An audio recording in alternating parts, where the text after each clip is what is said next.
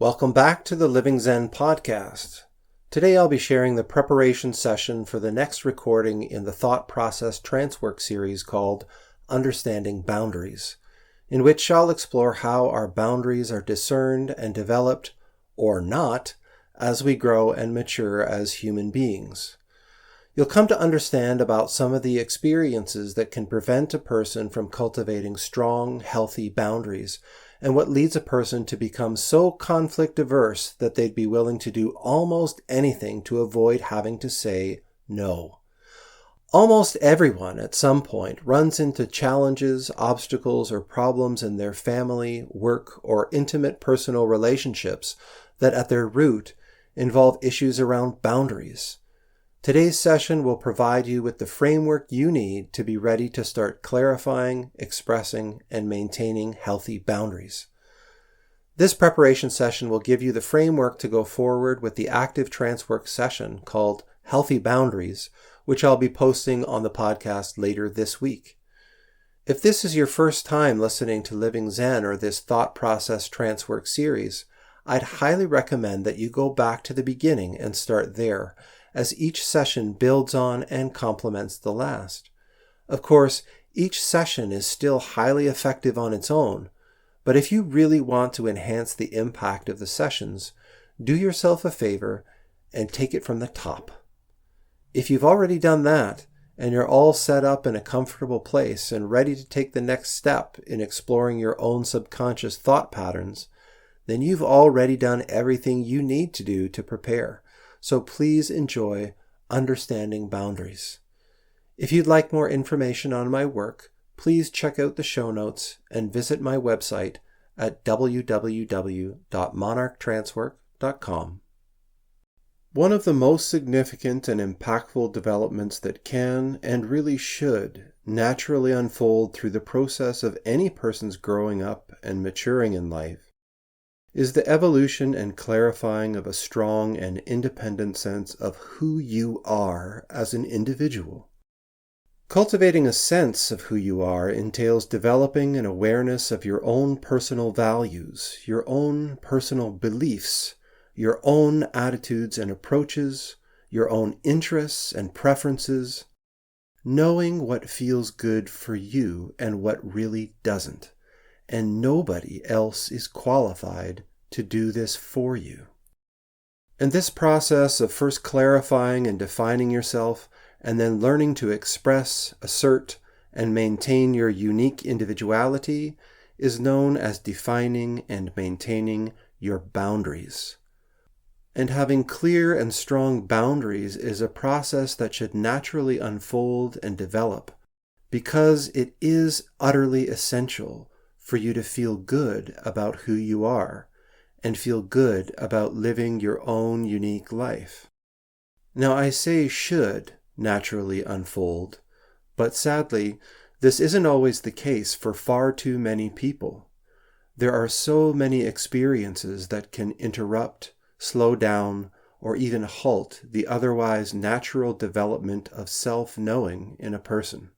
For example, an unstable, uncertain, or dangerous home environment, traumatic or abusive relationships, neglect, abandonment, and many other adverse experiences, particularly when we're young, can cause a person to become primarily externally focused as a matter of survival.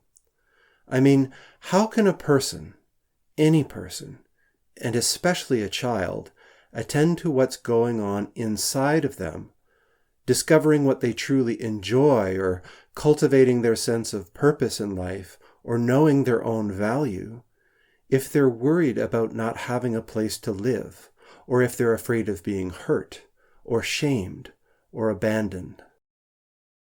How can a person learn to clearly and effectively communicate what they don't like, to express what causes them suffering, or what they don't want to experience, when any attempt to say no results in increased danger through abandonment or punishment or violence, or even a double helping of whatever they said no to in the first place? Human beings, and especially children, are incredibly adaptive. We learn very quickly.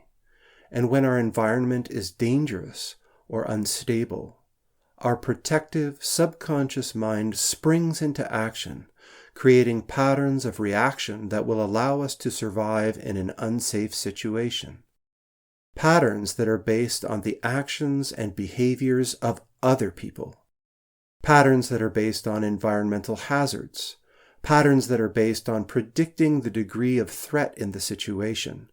Patterns that easily become fixed and condition a person's behavior and the way a person thinks and feels about life and about the world, even and perhaps most significantly about themselves. And it's through these patterns of constant or preferential focus on the other, whether that's the parent or the environment or the perceived threat, that we end up making a subconscious habit of essentially losing ourselves. So often, when I begin supporting people in my practice, I'm amazed by how often individuals who are in close relationships within their families or with their partners essentially lose themselves to the other people around them. And they might become lost in a variety of ways, often because this pattern of focusing on the other makes them an easy target for others to manipulate or take advantage of. Just surrendering to the tactics and maneuvers of others who are in some way misusing or even abusing them for their own selfish benefit or even convenience. When the other person or group only seems to care about how you can best meet their needs, and they seem to have little or no interest at all in meeting yours, it's a good indication that there are most likely some boundary issues present in that relationship.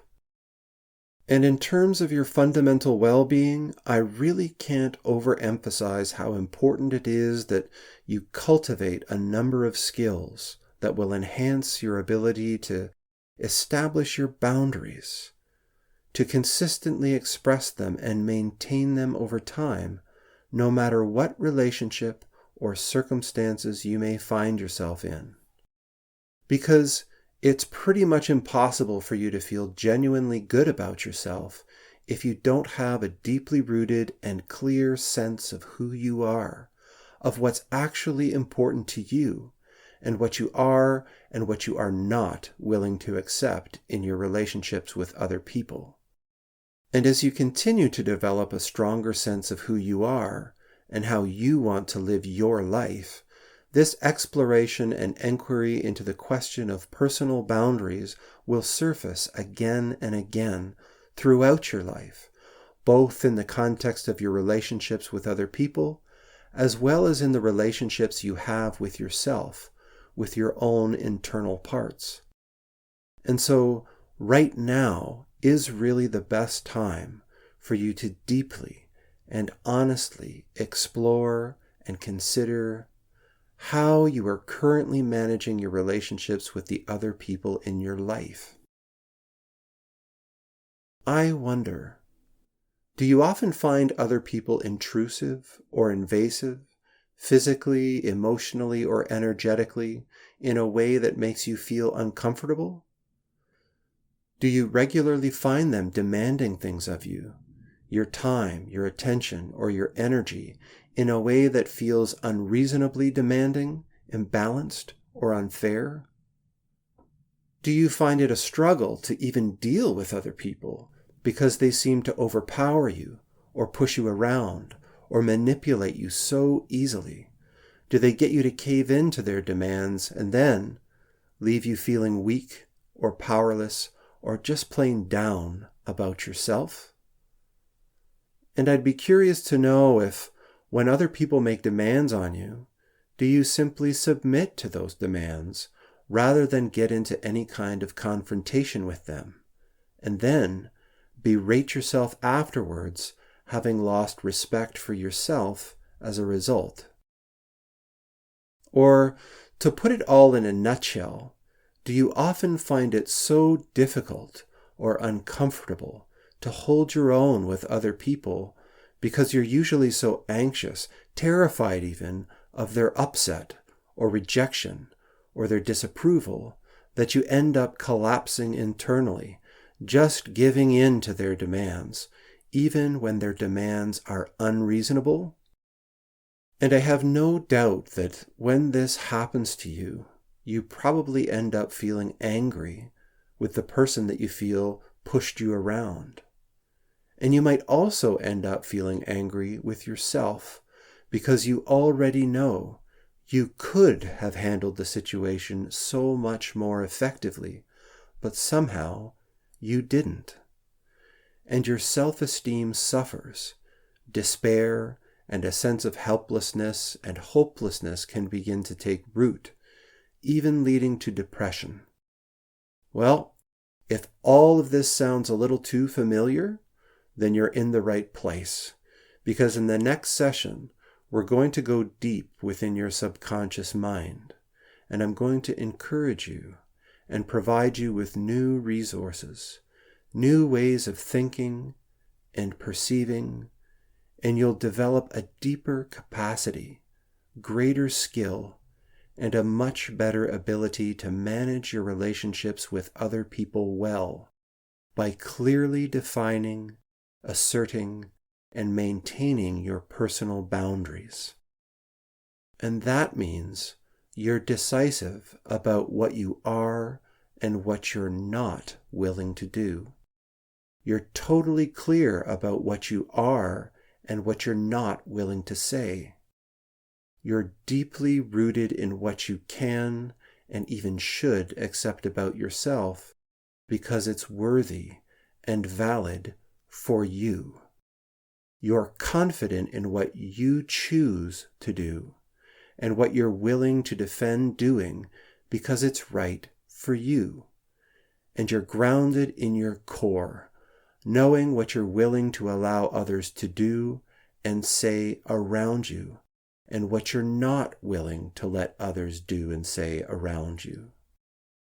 And these are just a sample of the many, many ways that you can choose to express your boundaries, or sadly, how a person can choose not to express their boundaries, and in the end, contribute significantly to their own suffering. Because the truth is, you are the architect of your own life. You're the one designing it, and you are the one living it. There's no one who knows your feelings, or your preferences, or your soul's purpose better than you do. Nobody on the entire planet, past or future, knows your internal world better than you do. I mean, how could they? So it isn't only appropriate, but essential, if you honestly intend to feel good inside, coherent, and congruent, to make your relationships with people in a straightforward, clear, and robust manner, always aware of your personal boundaries and expressing clearly in word and deed how you want others to treat you and how they must treat you if they want to be a part of your life. Because I'm sure you realize that even if you're totally clear in expressing your desire to be treated well and to be free from other people acting in negative or manipulative ways, it doesn't automatically mean that the other person you're dealing with will be able or have the skills and capacity to actually do what you request or require of them. And if you discover that this other person can't be honest, or can't honor agreements and keep their word, or contribute meaningfully to the relationship, it is disappointing or even hurtful.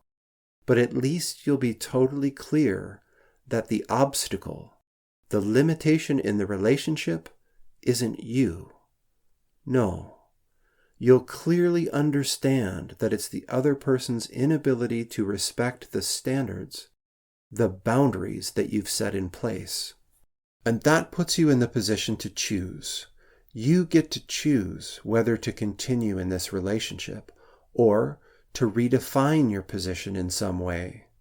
And if you are going to continue in it, well, that might mean you'll need to pull back a bit, physically or emotionally or energetically from certain people, and not be so emotionally attached to someone who is not going to respect your needs or your boundaries.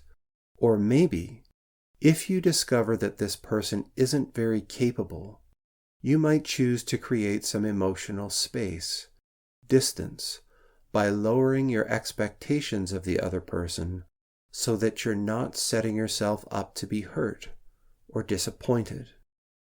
You know, it really helps a lot to know what others are genuinely capable of before you get too emotionally invested with them, because unfortunately, not everyone is capable of love or skillful communication, patience, acceptance, loyalty, taking personal responsibility, and other such fundamental relationship skills.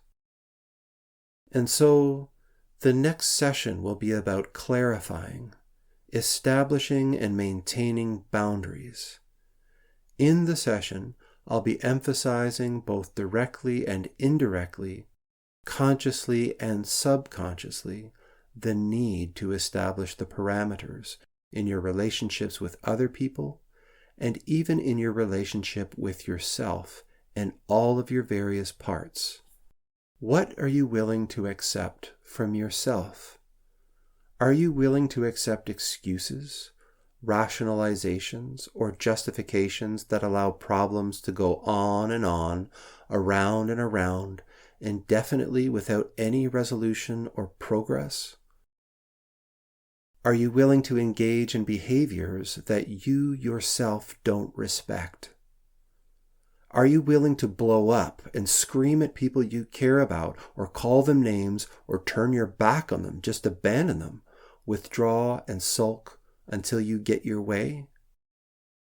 Because when I talk about boundaries, I'm talking about establishing and clarifying self-defining parameters around your thoughts, your feelings, and your behaviors, so that you can step forward into living your life more fully with integrity. Because you can enjoy the kind of high-frequency, high-quality life, the kind of life that you yourself can respect. Because it's small things that grow into bigger things, one step at a time.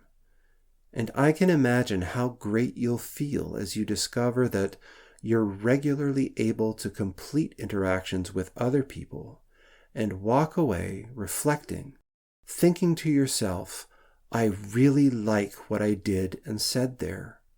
Because that's how you build healthy self-esteem. Little wins along the way. It's stone by stone that a boundary is built. And after the next session, you'll find that you're more and more aware of the issue of boundaries. You're more and more able to continually establish sensible, reasonable, and realistic boundaries. And you may be surprised to find that you're sustaining your boundaries and maintaining them as you continue to clarify and assert your boundaries in an ongoing way. And you can even enjoy finding new and skillful ways of communicating your boundaries clearly to others and to yourself. And now that I've clarified the parameters, the boundaries of what the next session is all about, doesn't it make it so much more clear, so much easier for you to go ahead and get started exploring your own boundaries?